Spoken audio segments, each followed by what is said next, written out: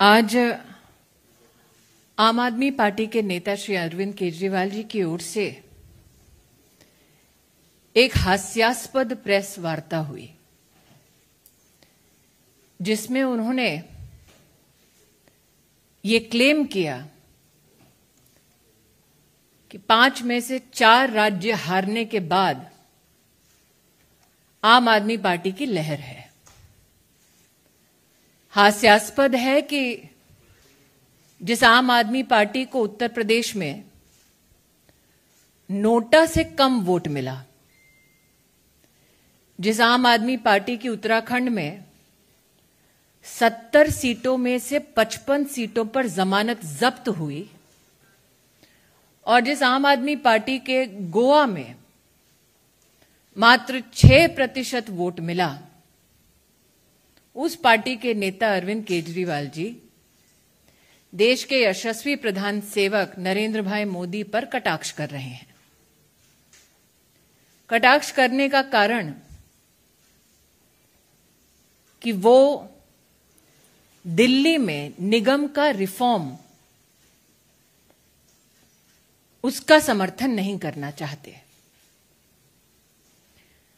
Reform के विरोध में अरविंद केजरीवाल स्वयं उपस्थित होंगे, ये शायद दिल्ली के नागरिकों ने कभी सोचा नहीं था। लेकिन दिल्ली के नागरिक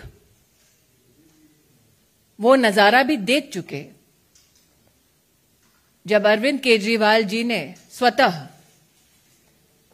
नगर निगम का गत 7 वर्षों में 13,000 करोड़ रुपया रोक के रखा, ताकि निगम अपने कार्यों में विफल हो। आज पूर्ण विनम्रता के साथ जिनकी यूपी में नोटा से कम सीट आई, उत्तराखंड में जिनकी जमानतें जब्त हुई, ऐसे अरविंद जी से मेरे कुछ सवाल हैं। क्या अरविंद केजरीवाल जी जानते थे कि दिल्ली में नगर निगम के उच्च अधिकारियों ने, प्रतिनिधियों ने पिछले साल ही रिफॉर्म की दरकार को व्यक्त किया? क्या अरविंद केजरीवाल जी इस बात को स्वीकार करेंगे कि दिल्ली सरकार जानबूझकर 13,000 करोड़ रुपया दिल्ली में नगर निगम को ध्वस्त करने की मंशा से रोक कर बैठे हैं? क्या अरविंद केजरीवाल जी ये जवाब देने की कृपा करेंगे कि क्यों उन्होंने दिल्ली में सफाई कर्मी एवं सफाई व्यवस्था के फंड को निगम की परिधि में रोक कर रखा है? दिल्ली में जिन पार्क्स में शहर के बच्चे खेलने के लिए इच्छुक हैं, बुजुर्ग व्यायाम करने के लिए इच्छुक हैं, उन पार्कों के मेंटेनेंस का पैसा क्यों अरविंद केजरीवाल जी रोक कर बैठे हैं? झुग्गी झोपड़ी में गरीबों की दुहाई देने वाले अरविंद केजरीवाल जी 7 साल से नगर निगम का वो पैसा रोके बैठे हैं जिसके माध्यम से जे क्लस्टर्स में विकास का काम गरीब के लिए हो सके। यह अपने आप में स्तब्ध करने वाली बात है कि निगम के माध्यम से गांव के विकास के लिए भी जो पैसा दिल्ली सरकार को देना चाहिए था, वो पैसा भी जानबूझकर अरविंद केजरीवाल जी समाप्त कर चुके हैं, और उसका विरोध दिल्ली नगर निगम की ओर से कई बार उनके समक्ष हो चुका है। हम सब जानते हैं कि कम्युनिटी सेंटर्स में गरीब चाहे किसी भी समुदाय का क्यों ना हो, परिवार में बच्चे के जन्म का उत्सव मनाने का प्रयास करता है, गरीब की बेटी का ब्याह ऐसे कम्युनिटी सेंटर्स में हो, ऐसी अभिलाषा समाज में रहती है। निगम के माध्यम से ऐसे कम्युनिटी सेंटर्स में सेवा देने का प्रयास होता है, लेकिन अरविंद केजरीवाल जी कम्युनिटी सेंटर का पैसा भी रोक कर बैठे हैं। वो सड़क, वो गली जो किसी गरीब के घर तक पहुंचती है, वो सड़क ना बने, गली में खुली सुएज बहती रहे, विकास का निगम के माध्यम से काम ना हो, अरविंद केजरीवाल जी वो पैसा भी बंद कर चुके हैं। तो आज अपनी एक प्रेस कॉन्फ्रेंस के माध्यम से इलेक्शन कमीशन की निष्पक्षता पर जब उन्होंने प्रहार किया है, लोकतंत्र की जब उन्होंने दुहाई दी है, तो मैं उनसे अपील करना चाहती हूं कि लोकतंत्र की सबसे मजबूत इकाई और ग्रास रूट पर सेवा देने वाली नगर निगम को 13,000 करोड़ रुपया से अब तक अरविंद केजरीवाल ने जो वंचित किया है, दिल्ली के गरीब नागरिकों की मुसीबतों को बढ़ाने का जो काम किया है, मेरा निवेदन केजरीवाल जी से है कि वो गरीब की झुग्गी झोपड़ी क्लस्टर्स में विकास का काम होने दें, निगम के रिफॉर्म का काम ना रोकें, गरीब के घर तक पहुंचने वाली सड़कों के निर्माण में निगम का सहयोग दें, सफाई कर्मियों का फंड ना रोकें, गरीब जिस कम्युनिटी सेंटर का महत्व समझता है उस कम्युनिटी सेंटर का पैसा ना रोकें, गांव के विकास को ना रोकें। मैं आशान्वित हूं कि अरविंद केजरीवाल जी अगर वाकई में रिफॉर्म के पक्ष में हैं, गरीब के पक्ष में हैं, तो नगर निगम का बकाया 13,000 करोड़ रुपया का वो कल ही दिल्ली सरकार के माध्यम से निगम तक पहुंचाएंगे। लेकिन जो खुशफहमी अरविंद केजरीवाल जी को है कि लहर उनकी है, उनसे कह दूं कि जिनको उत्तर प्रदेश में नोटा से भी कम वोट मिला, जो स्वयं बनारस में लोकसभा के चुनाव में शिकस्त पा चुके हैं, उनके मुख से ऐसे शब्द शोभा नहीं देते। Ladies and gentlemen, today the nation was bemused to see a press interaction by the Delhi Chief Minister Arvind Kejriwal. As Indians, we should take umbrage in the fact that Arvind Kejriwal ji chose to attack the Election Commission and the electoral process that has been hailed across the world as fair and transparent. What bemused Karyakartas of the Bharatiya Janata Party was the fact that Mr. Kejriwal claimed that his party had a decisive impact in the election results that the country yesterday saw. Today, the question that begets Mr. Kejriwal is this. The Aam Aadmi Party received less votes than Nota in the state of Uttar Pradesh. In Uttarakhand, the Aam Aadmi Party lost its deposit on 55 seats out of 70. In Goa, the Aam Aadmi Party was reduced to a vote share of just 6%. So a leader who loses 4 state elections claims that he is the harbinger of change. But what was he the harbinger of in the national capital? In Delhi, for the past 7 years, Mr. Kejriwal himself has stopped the funds for sanitation workers. In Delhi, under Mr. Kejriwal's leadership, money that is meant for development of villages, development activities that are to be taken up by the Nagar Nigam, has been stopped by Mr. Kejriwal.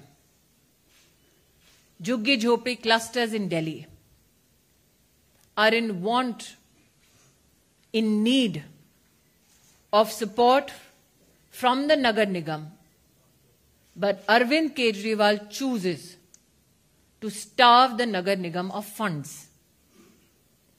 Arvind Kejriwal goes to such depths that he even stops fund flow for maintenance of parks in the national capital. Those roads that help connect poor communities, funds for the same in the Nagar Nigam have been starved by Arvind Kejriwal. Similarly, community centers where citizens belonging to all castes, creeds and religions congregate for small celebrations like the wedding of a poor daughter, monies for those centers has been stopped by Shri Arvind Kejriwal. Today, the question most humbly that I'd like to pose to Mr. Kejriwal: was he aware that Nagar Nigams of Delhi has sought reforms last year itself? Is Arvind Kejriwal against reforms in local government bodies? And my appeal to him is this: can you please give the 13,000 crore rupees you owe to the Nagar Nigams in the national capital? Mr. Kejriwal waxed eloquent about how he is the savior of democracy. I would like to tell him that by starving the Nagar Nigam of funds, he is killing democracy at its very grassroots. Thank you. Arvind Kejriwal ji के पास आज भी इस बात का जवाब नहीं कि 13,000 करोड़ रुपया वो जानबूझकर क्यों रोककर बैठे हैं निगम का। क्या वो अपनी राजनीतिक रोटियां सेकने के लिए, अपने लिए चुनावी माहौल बनाने के लिए, गरीब की सेवा के लिए जो निगम समर्पित है उसका फंड जानबूझकर रोककर बैठे हैं? दूसरा, तीनों मेयर्स अरविंद केजरीवाल जी के घर के सामने 13 दिन दिसंबर में 13,000 करोड़ रिलीज करने की मांग के साथ बैठे थे। केजरीवाल जी तो कहते हैं कि वो बहुत यशस्वी आंदोलनकारी हैं, तो उन्होंने क्यों निगम के माध्यम से गरीब की सेवा के लिए वो 13,000 करोड़ रुपए नहीं दिए? रिफॉर्म की दृष्टि से पिछले साल ही इस रिफॉर्म की मांग मेयर्स ने की थी। प्रश्न उठता है कि आज तक अरविंद केजरीवाल क्यों चुप बैठे इस विषय पर। और जैसा कि मैंने कहा, हास्यास्पद है अगर उनको लगता है कि 55 सीटों पर जमानत जब्त होने का मतलब उनकी लहर है। हास्यास्पद है अगर उनको लगता है कि यूपी में नोटा से कम वोट आना उनकी लहर का संकेत है। मेरा प्रश्न एक बार फिर वही है, निगम के आर्थिक स्वास्थ्य के लिए क्या अरविंद केजरीवाल कल 13,000 करोड़ रुपया जो बकाया है निगम का, उसको रिलीज करेंगे? क्योंकि तो अपील उन्होंने की ना कि पार्टियां आती हैं जाती हैं, देश रहना चाहिए। तो देश की राजधानी के साथ इतना बड़ा अन्याय क्यों कर रहे हैं अरविंद केजरीवाल? भारतीय जनता पार्टी मेयर्स की ओर से जो अपील की गई भारत सरकार को, उसके तत्वाधान में मेयर्स की वो भी पत्रावली है, निश्चित रूप से आप उनसे चर्चा करके उनका स्टैंड ले सकते हैं। मैं क्योंकि केंद्र में कैबिनेट में सेवा दे रही हूं, इसलिए किसी और इलेक्टेड रिप्रेजेंटेटिव की ओर से मेरे लिए बोलना उचित नहीं होगा, लेकिन उनकी अपील सार्वजनिक हो चुकी है। जहां तक कि संगठन से कोई वक्तव्य की आपकी अपेक्षा है तो आदेश जी साथ ही बैठे हैं, आदेश जी भी आपको जवाब दे सकते हैं। मैं इतना ही कहूंगी रविंद्र जी, रात को निश्चित रूप से सुधीर जी इस पे कोई स्पेशल करेंगे तो मैं भी उस स्पेशल को देखूंगी। शैलेंद्र जी एक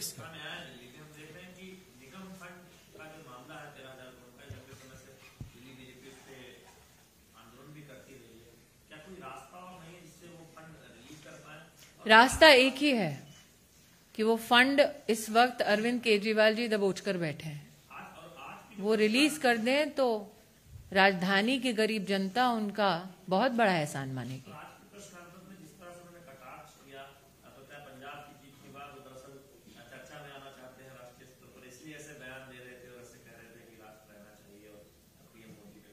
अरविंद केजरीवाल जी के कथन पर निर्भर नहीं करता कि राष्ट्र रहेगा नहीं रहेगा।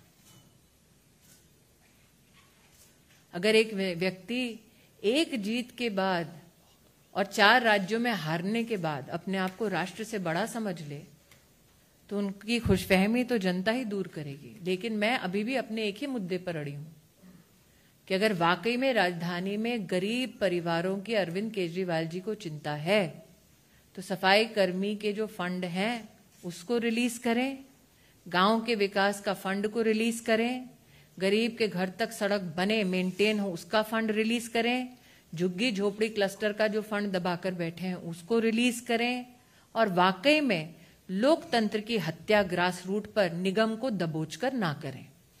आप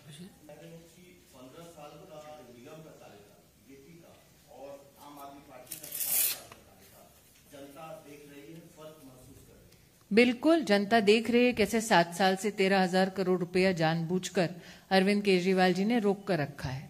इसीलिए अगर आप जाना चाहते हैं जनता के मध्य में, अगर आप जनता के मध्य में जाना चाहते हैं तो भारतीय जनता पार्टी के कार्यकर्ता भी जा रहे हैं जनता के मध्य में। और अगर जनता के मध्य में जाकर आज दिल्ली का रोष देखना है और विशेषतः महिलाओं में देखना है तो अरविंद केजरीवाल जी की शराब नीति को ही देख लीजिए। सड़कें और पार्क तो ध्वस्त कर रहे हैं, परिवार भी अब ध्वस्त कर रहे हैं।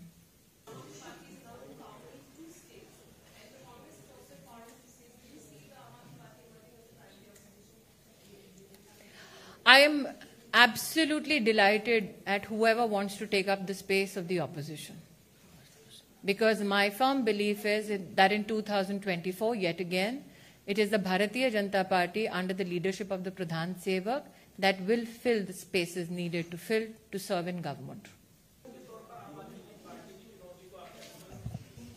मैंने जैसे कि उस महिला रिपोर्टर से कहा कि विपक्ष की कोई भी सीट कोई भी भरना चाहे, मुझे उससे कोई आपत्ति नहीं है।